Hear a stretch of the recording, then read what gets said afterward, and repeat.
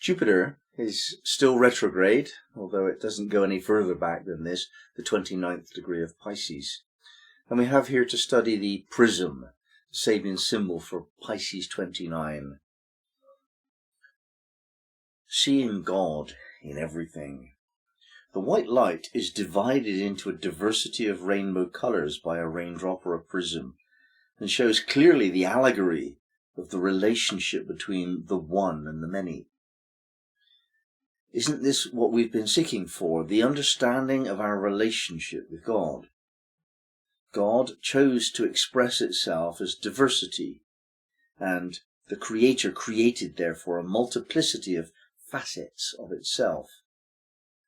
We cannot, therefore, ever expect to end our evolutionary journey, since God itself is not static. The Creator is creative, and so always changing its expression like a kaleidoscope. Life itself therefore requires differentiation. We do not know God only by surrendering the self. We need also to express the self creatively. Now, this is somewhat controversial in certain circles. The idea very often taught is that there's God, and then there's us, and we're small and insignificant and so on. It's just not like that. We're facets of God. Perhaps there's a greater unified collection of all the bits of God, but bit by bit by bit, we are godlike. And if God is the creator of everything, then it created us. And it created us like this, to be the way we are in the world. And the most vibrant and lively and creative aspect that we can bring to this equation excuse me, is by being all of who we are in the way that we choose to be, moment by moment. That's what creativity feels like. When you're given a blank canvas and you can just do anything with it, then you get the sense of creativity. We have to build ourselves, we have to make ourselves, and we have to do that moment by moment. It's not something that once done is fixed. Our personality, our characteristics, it changes, it grows, it evolves according to the scenarios in our lives. And this is the movement of God itself. God is not fixed as such. It has the power to create, and therefore it's creative, and that's its essence, nature. And it creates through us in terms of this world. We're the representatives in the earth plane, in physicality, of that principle of creativity. And as we allow the source of our power and our creative imagination and so on to flow through us, then we beautify what we touch. We beautify every aspect of our lives. And the secret is that we have an attitude of mind when we do this. And the attitude of mind is seeking. We seek to find the expression of God in everything. It's there. It will reveal itself to those who seek it. So if you're finding a difficult situation in life, and you just can't see this as okay, you don't like it, you don't want it, you deny it, you refute it, well, what you're not doing is you're not looking for God in that situation. If you seek God, you will find that in every situation there's a glimmer of light.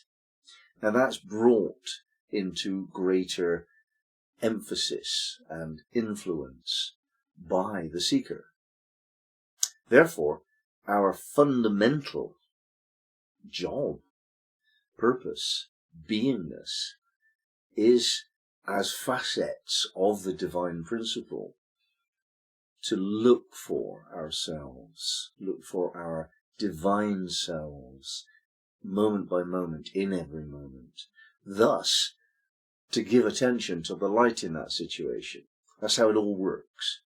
when people say, I want to bring light into the darkness, I want to serve, I want to be a spiritual person, I want to know sacredness, these kind of things, that's the formula. You know that it's there because you have faith that God is within everything. And you can't necessarily see it. I would look across at something that's very mundane, a chair, a desk, a light, and that's not God, that's a chair, a desk, or a light. But it's not. It's an aspect of God. How can I see that? And that question, how can I see that, is our life path. How do I actually see an armchair as divine and sacred? Well, I'm not going to do it your way, or even God's way. I'm going to do it my way.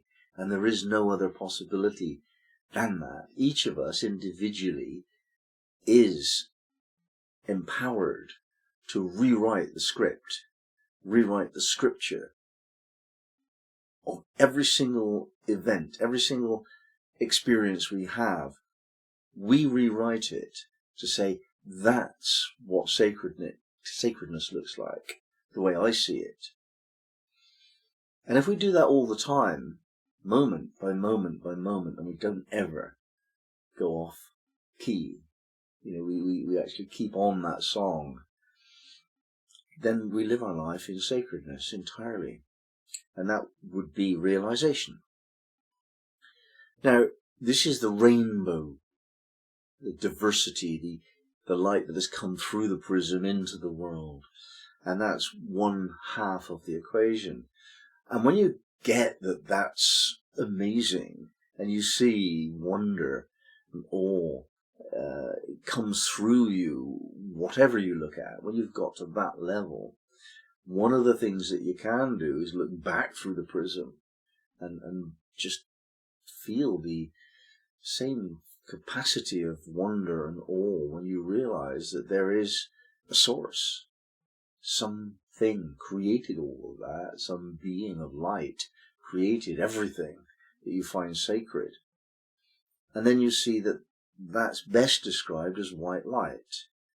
That's an image, an allegory, a metaphor for God. It's white light. In other words, it's light that illuminates and has the potential to create color.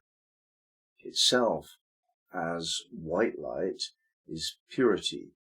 And its perfection of light is that which gives us this powerful feeling of sacredness and goodness and humility and rightness of being.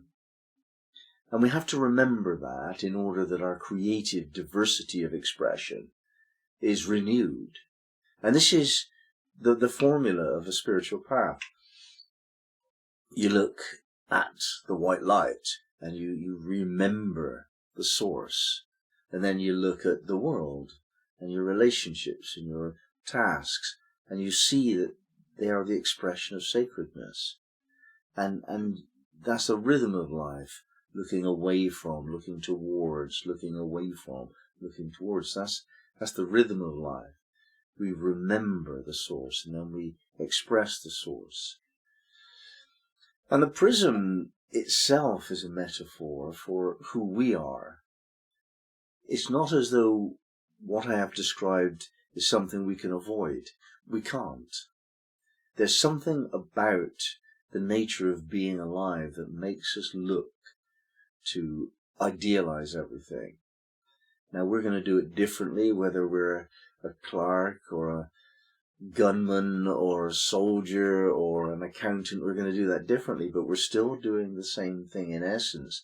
And the essence is to get it right, to do the best you can, to idealize the opportunity in life to express self as well as possible. And this is why we have feelings of triumph when we do a job well, and enjoying flattery and getting good marks at school and that kind of thing. That's why we enjoy that, because that's actually the path of our developing sacredness. Our task is to be the best version of ourselves. There is no higher task. And the idea that it would be higher to be self-effacing and totally absent of ego is just a silly teaching within certain religions. It's nonsense. You cannot be absent of ego. Being aware of yourself as being different from anyone else is the expression of ego. And we can hold on to that non-self-awareness moment temporarily in meditation, and we enjoy the sense of the glory of expansive cosmic awareness temporarily, but we can't hold that indefinitely. We're bound to finish the meditation, and then we know ego. And that was created by God as much as anything else. So if God has created the ego that you hold to be so sacred, you're doing the right thing. Myself is as sacred as that flower or that armchair, myself, and therefore I want to express that in a sacred way. I want to express that as the glory of God. And I want to experience humility occasionally, but not as a way of life. It's just a game that you can't win. Your job is to be yourself as beautifully, as creatively as you can, and that's what sacredness is.